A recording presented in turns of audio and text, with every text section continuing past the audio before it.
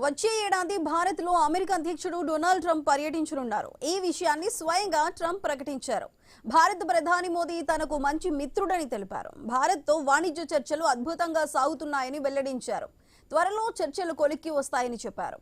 Russia నుంచి Bharat oil కొనుగోళ్లు భారీగా తగ్గించిందని ట్రంప్ తెలిపారు.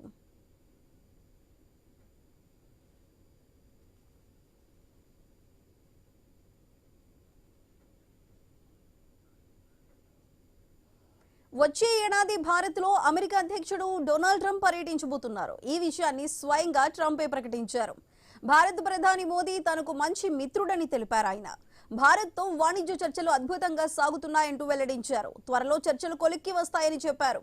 రష్యా నుంచి భారత్ ఆయిల్ కొనుగోళ్లు భారీగా తగ్గించిందని ట్రంప్ తెలిపారు.